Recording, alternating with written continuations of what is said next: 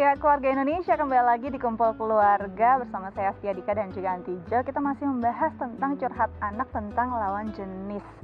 Nah, kita akan ngobrol juga nih dengan seorang ibu dan putrinya yang sudah masuk usia remaja. Kita sapa dulu, ada Ibu Tesi dan juga Naja. Halo, Ibu Tesi. Hai, Ibu Tesi dan Naja. Halo, apa kabar? Baik.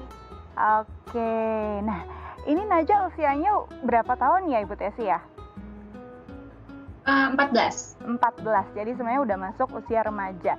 Aku mau tanya nih tentang curhatnya Naja, tentang ketertarikannya pada lawan jenis. Itu mulai di usia berapa Naja sudah mulai mengungkapkan hal-hal tersebut, Bu Tesi? Karena aku sama Naja itu kita nggak bareng gitu, nggak setiap hari bersama karena Naja sekolahnya di luar gitu. Jadi pada satu ketika kalau nggak salah tuh umur yang aku sadar sih ya ketika dia SMP kelas 1. Oke. Dia mulai ngomongin tentang ini cakep nih, tapi masih sebatas kayak selebriti gitu ya, selebriti yang Korea-Koreaan gitulah gitu. Nah, itu pertama kali aku dengar dia memuji lawan jenisnya dengan kata ganteng, handsome gitu. Jadi itu sih pertama kali SMP kelas 1 kalau nggak salah. Oke, setelah itu ada nggak sih mungkin sosok yang real dalam kehidupan dia dan mungkin temannya atau orang-orang terdekat? Kalau temen-temennya sih dia nggak pernah bilang ada yang ganteng ya. Gitu. Tapi kalau orang terdekat kayaknya nggak ada sih. Sejauh ini masih sebatas selebriti gitu ya, yang sering dia bilang, dia tunjukin rasa amaze-nya lihat orang itu. Oke, jadi memang masih pada sosok-sosok tertentu, mungkin tadi selebriti atau mungkin artis yang sering Naja lihat nih. Aku mau nanya ke Naja, bener nggak apa jangan-jangan nggak ngomong sama Mimi nih di rumah? Ada suka sama teman atau misalnya ada teman yang Naja kagumi? Enggak. Oke, biasanya Naja kalau melihat tadi sosok Naja suka bintang Korea misalnya, yang lawan jenis, Naja suka apa sih? Apakah kepribadiannya atau memang karena tampilannya? Biasanya apa? Tergantung sih, kalau misalnya K-pop itu ada misalnya ganteng atau enggak yang narinya bagus. Kalau di K-drama aku lebih lihat pribadinya atau gantengnya. Gitu. Oke, Anti, ini lucu ya. Jadi memang Naja dan Ibu Tesi sendiri memang karena Naja sekolahnya tidak di Indonesia, memang tidak selalu bersama, dan akhirnya baru di umur belasan mungkin Naja mengungkapkan ini pada miminya. Ini ternyata kita bisa bedakan, bisa juga kagum justru bukan pada teman atau orang terdekat kita, tapi pada sosok lawan jenis mungkin di TV atau di film gitu ya. Ini bisa terjadi juga ya Anti ya? Bisa banget. Dan kalau ngeliat dari fisik masih ke arah tertarik. Jadi tahap yang pertama tadi tertarik itu ke arah fisik dan perilaku. Misalnya, wih cakep, atau tadi wah dia trendy, fashion gitu ya. Keren, badannya tinggi, gede, kekar misalnya kayak gitu. Nah itu lebih ke tahap yang paling awal justru adalah tahap tertarik gitu. Oke, nah kalau misalnya tertariknya mungkin pada tokoh gitu ya, apa yang dilakukan orang tua saat menanggapi hal ini?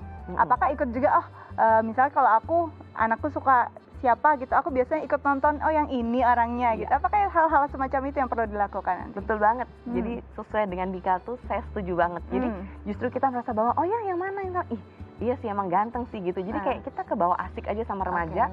Karena bagi remaja itu orang tua yang diperlukan adalah orang tua yang asik. Yang memang dia rasa memahami diri dia dan dunianya. Kalau bertentangan sama dia atau justru berlawanan sama dia atau melarang ataupun kita langsung ngekat apa yang dia rasakan gitu ya, itu dianggap kitanya udah bukan kubu atau bukan asiknya dia lagi gitu. Dan next time dia akan makin lama makin mengurangi cerita sama kita dan bahkan akhirnya nggak cerita sama kita sekali gitu. Jadi kita harus tanggapin. Betul. Walaupun mungkin tidak sesuai, kan kadang kita juga merasa kayaknya biasa aja gitu ya. Nah. Tapi kalau bisa memang kita support gitu ya. Tapi benar banget Dika, jadi kita nggak harus bohong juga. Kita nggak. Kalau menurut jadi kita boleh diungkapkan boleh diungkapkan juga. Misalnya nih, kalau sekarang kan lagi banyak film Korea juga kan ya. Menurut dia yang ganteng si A misalnya. Menurut kita ini biasa, kita contohnya lebih suka sama yang B misalnya contohnya ya. Kita bisa bilang bahwa iya ya, kalau kamu sukanya tipe kayak gini ya, kalau mama sih lebih suka yang kayak gini loh gitu. Nah itu juga asik sih buat anak karena merasa bahwa oh berarti mama aku juga punya ketertarikan, oh tipe mama aku yang kayak bisa gini. jadi bahan diskusi Iya, ya. betul Kalau banget. ini Ibu Tesi sama Najwa pernah nggak diskusi kayak gitu di rumah? Pernah. Sering sih ya. Sering. Atau sering selisih pendapat justru nih? Oh banget.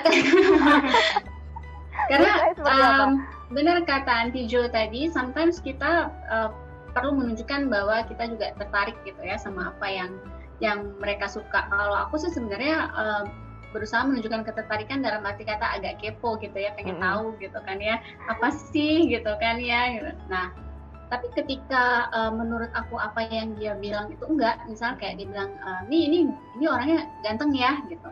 Oke, ganteng, cakep, aku akan bilang iya gitu. Tapi kalau misalnya enggak, aku akan bilang enggak gitu. Dan kemudian aku bilang kenapa enggaknya gitu. Mungkin hidungnya apa atau pipinya apa gitu kan ya. Jadi kita emang selalu nanti dia protes gitu. Mimi enggak, ini orangnya cakep gini. Aku biarin gitu. Pengen lihat gimana dia mempertahankan argumen yang dia rasa cakep atau apapun itu tadi.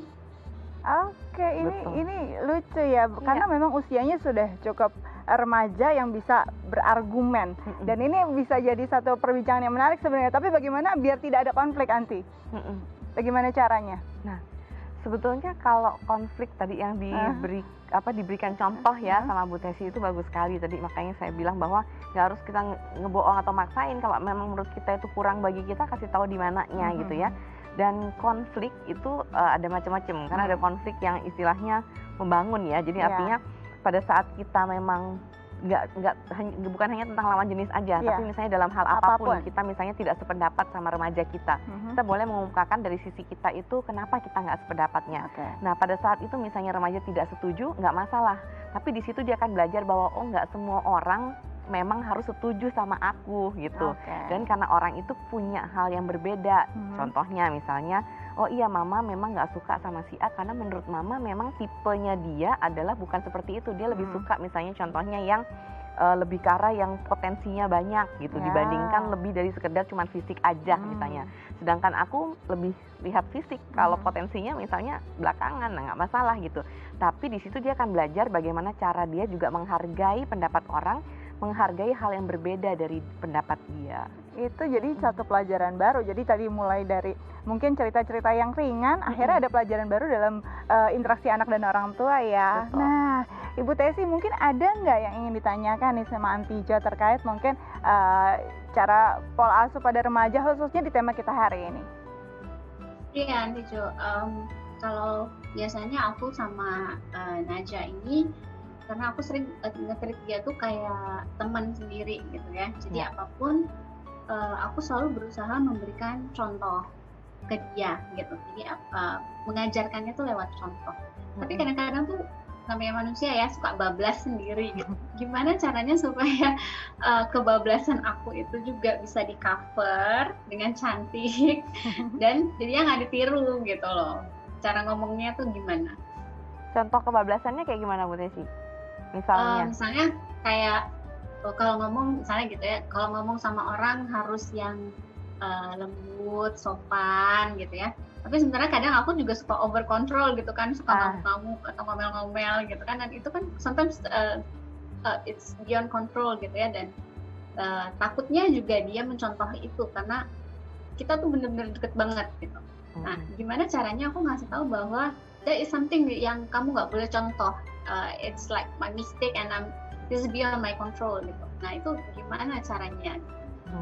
Oke, jadi jangan sampai mungkin kita punya sifat yang kita sebenarnya harus dikontrol, tapi kita loose gitu dan ini kita nggak mau dicontoh. Tapi saat kita memberitahu dia, lo mami aja kayak gitu, gitu. Itu gimana nih nanti? Iya, ini pertanyaan bagus banget, menarik sekali ya.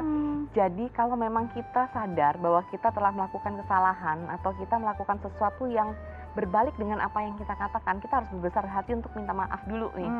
Itu yang pertama gitu. Karena kebesaran hati kita untuk mengakui kita salah itu penting banget buat remaja. Karena itu juga akan dipelajari sama dia bahwa memang manusia nggak sempurna. Orang pasti akan ada berbuat kesalahan di mana itu di luar kontrol dia. Tapi yang penting apa yang bisa dia lakukan untuk memperbaiki itu gitu. Nah, yang pertama adalah dengan minta maaf. Misalnya contohnya, aduh maaf mak, nak gitu ya. Mama nggak sengaja ngomongnya kelepasan seperti ini misalnya kayak gitu. Itu sebenarnya nggak bagus gitu ya. Mama kan berusaha lain kali akan lebih ngerem lagi perkataan semacam itu, misalnya seperti itu. Jadi minta maaf. Terus kemudian yang kedua juga ya kedepannya kita memang berusaha lebih untuk tidak melakukan itu. Jadi saat kita salah ataupun kita terlalu terlepas gitu ya apa yang kita lakukan, jangan ragu-ragu untuk minta maaf ya. Betul. Oke, Ibu Tessy, Najah, terima kasih banyak sudah berbagi di Kumpul Keluarga. Semoga bisa jadi satu manfaat dan inspirasi buat kalian ya. Tetap jaga kesehatan, sampai ketemu lagi. Bye. Oke, seru banget. Kita masih akan lanjut lagi nanti ya, tapi kita jeda dulu. Nah, Keluarga Indonesia jangan kemana-mana, tetap bersama kami di Kumpul Keluarga.